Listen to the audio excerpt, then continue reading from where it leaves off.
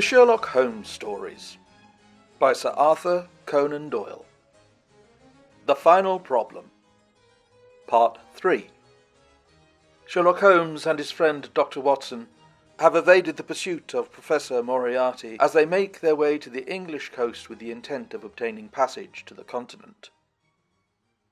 We made our way to Brussels that night, and spent 2 days there, moving on upon the third day as far as Strasbourg.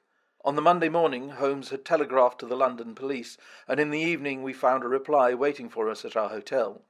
Holmes tore it open, and then, with a bitter curse, hurled it into the grate. "I might have known it," he groaned. "He has escaped." "Moriarty? They have secured the whole gang with the exception of him. He has given them the slip. Of course, when I had left the country, there was no one to cope with him. But I did think that I had put the game in their hands. I think that you had better return to England, Watson." "Why?" "Because you will find me a dangerous companion now. This man's occupation is gone. He is lost if he returns to London. If I read his character right, he will devote his whole energies to revenging himself upon me. He said as much in our short interview, and I fancy that he meant it. I should certainly recommend you to return to your practice." It was hardly an appeal to be successful with one who was an old campaigner as well as an old friend. We sat in the Strasbourg salle à manger, arguing the question for half an hour, but the same night we had resumed our journey, and were well on our way to Geneva. For a charming week we wandered up the valley of the Rhone, and then, branching off at Lyoc, we made our way over the Gemmi Pass, still deep in snow, and so by way of Interlaken to Marengen.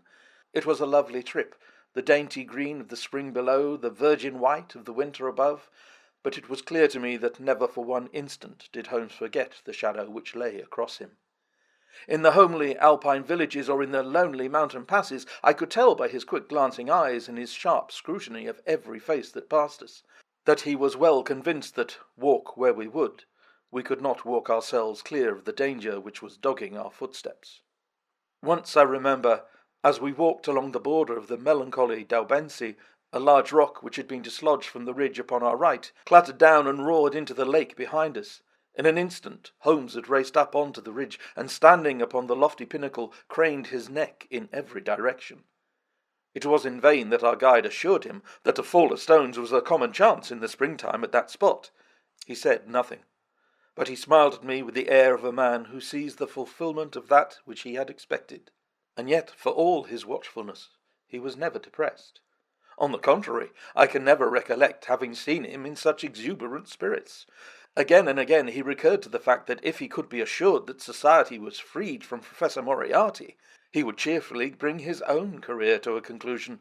"I think that I may go so far as to say, Watson, that I have not lived wholly in vain," he remarked. "If my record were closed tonight, I could still survey it with equanimity. The air of London is sweeter for my presence. In over 1,000 cases I am not aware that I have ever used my powers upon the wrong side. Of late I have been tempted to look into the problems furnished by nature rather than those more superficial ones for which our artificial state of society is responsible. Your memoirs will draw to an end, Watson, upon the day that I crown my career by the capture or extinction of the most dangerous and capable criminal in Europe. I shall be brief and yet exact in the little which remains for me to tell. It is not a subject on which I will willingly dwell, and yet I am conscious that a duty develops upon me to omit no detail. It was on the 3rd of May that we reached the little village of Marengen, where we put up at the Englischer Hof, then kept by Peter Steiler the elder. Our landlord was an intelligent man, and spoke excellent English, having served 3 years as a waiter in the Grosvenor Hotel in London. At his advice, on the afternoon of the 4th, we set off together with the intention of crossing the hills and spending the night at the hamlet of Rosenlau. We had strict injunctions, however, on no account to pass the falls of Reichenbach, which are about halfway up the hill, without making a small detour to see them. It is indeed a fearful place. The torrent, swollen by the melting snow, plunges into a tremendous abyss, from which the spray rolls up like smoke from a burning house.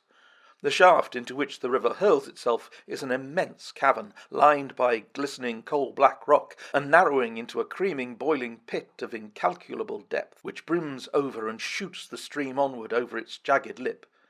The long sweep of green water roaring forever down, and the thick flickering curtain of spray hissing forever upward, turn a man giddy with their constant whirl and clamour. We stood near the edge, peering down at the gleam of the breaking water far below us against the black rocks, and listening to the half-human shout which came booming up with the spray of the abyss. The path has been cut halfway round the fall to afford a complete view, but it ends abruptly, and the traveller has to return as he came. We had turned to do so when we saw a Swiss lad come running along it with a letter in his hand. It bore the mark of the hotel which we had just left, and was addressed to me by the landlord. It appeared that within a very few minutes of our leaving, an English lady had arrived who was in the last stage of consumption. She had wintered at Davos Platz, and was journeying now to join her friends at Lucerne, when a sudden hemorrhage had overtaken her. It was thought that she could hardly live a few hours, but it would be a great consolation to her to see an English doctor, and if I would return, etc., etc. The good Styler assured me in a postscript that he would himself look upon my compliance as a very great favour, since the lady absolutely refused to see a Swiss physician, and he could not but feel that he was incurring a great responsibility. The appeal was one which could not be ignored. It was impossible to refuse the request of a fellow countrywoman dying in a strange land, yet I had my scruples about leaving Holmes. It was finally agreed, however, that he should retain the young Swiss messenger with him as guide and companion, while I returned to Meiringen. My friend would stay some little time at the Fall, he said, and would then walk slowly over the hill to Rosenau, where I was to rejoin him in the evening. As I turned away, I saw Holmes with his back against a rock and his arms folded, gazing down at the rush of waters. It was the last that I was ever destined to see of him in this world. When I was near the bottom of the descent, I looked back. It was impossible from that position to see the fall, but I could see the curving path which winds over the shoulder of the hill and leads to it.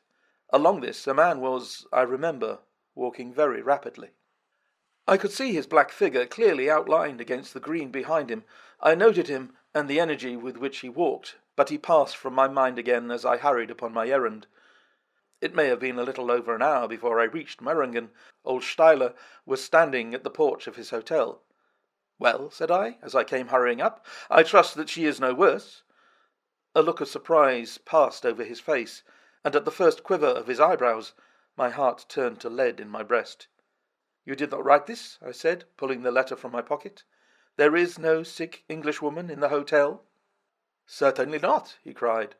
"But it has the hotel mark upon it. Ah, it must have been written by that tall Englishman who came in after you had gone. He said—" But I waited for none of the landlord's explanations. In a tingle of fear I was already running down the village street and making for the path which I had so lately descended. It had taken me an hour to come down. For all my efforts 2 more had passed before I found myself at the fall of Reichenbach once more. There was Holmes' Alpine stock, still leaning against the rock by which I had left him, but there was no sign of him, and it was in vain that I shouted. My only answer was my own voice, reverberating in a rolling echo from the cliffs around me.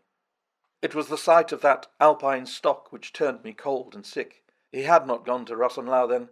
He had remained on that 3-foot path, with sheer wall on one side and sheer drop on the other, until his enemy had overtaken him. The young Swiss had gone too. He had probably been in the pay of Moriarty, and had left the 2 men together. And then what had happened? Who was to tell us what had happened then? I stood for a minute or two to collect myself, for I was dazed with the horror of the thing. Then I began to think of Holmes's own methods, and to try to practice them in reading this tragedy. It was, alas, only too easy to do. During our conversation we had not gone to the end of the path, and the Alpine stock marked the place where we had stood.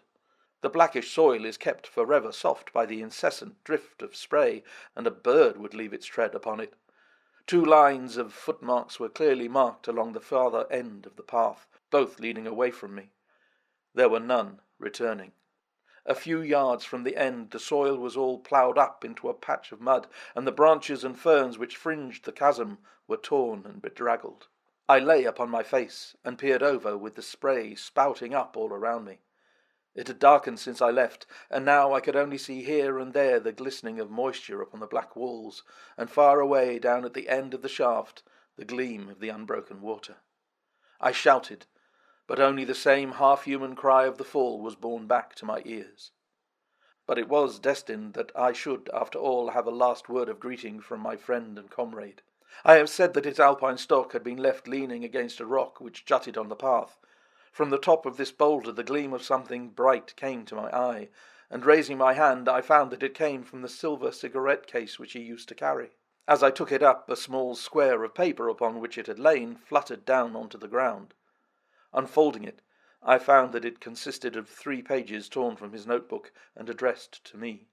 It was characteristic of the man that the direction was as precise and the writing as firm and clear as though it had been written in his study. "My dear Watson," he said, "I write these few lines through the courtesy of Mr. Moriarty.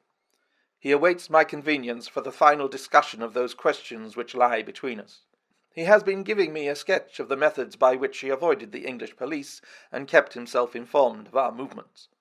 They certainly confirm the very high opinion which I had formed of his abilities. I am pleased to think that I shall be able to free society from any further effects of his presence, though I fear that it is at a cost which will give pain to my friends, and especially, my dear Watson, to you. I have already explained to you, however, that my career had in any case reached its crisis, and that no possible conclusion to it could be more congenial to me than this. Indeed, if I may make a full confession to you, I was quite convinced that the letter from Merringen was a hoax, and I allowed you to depart on that errand under the persuasion that some development of this sort would follow. Tell Inspector Patterson that the papers which he needs to convict the gang are in Pigeonhole M, done up in a blue envelope inscribed Moriarty. I made every disposition of my property before leaving England, and handed it to my brother Mycroft. Pray give my greetings to Mrs. Watson, and believe me to be, my dear fellow, very sincerely yours, Sherlock Holmes. A few words may suffice to tell the little that remains. An examination by experts leaves little doubt that a personal contest between the 2 men ended, as it could hardly fail to end in such a situation, in their reeling over, locked in each other's arms. Any attempt at recovering the bodies was absolutely hopeless, and there, deep down in that dreadful cauldron of swirling water and seething foam, will lie for all time the most dangerous criminal and the foremost champion of the law of their generation. The Swiss youth was never found again, and there can be no doubt that he was one of the numerous agents whom Moriarty kept in his employ. As to the gang, it will be within the memory of the public how completely the evidence which Holmes had accumulated exposed their organization, and how heavily the hand of the dead man weighed upon them. Of their terrible chief, few details came out during the proceedings, and if I have now been compelled to make a clear statement of his career, it is due to those injudicious champions who have endeavoured to clear his memory by attacks upon him, whom I shall ever regard as the best and the wisest man whom I have ever known.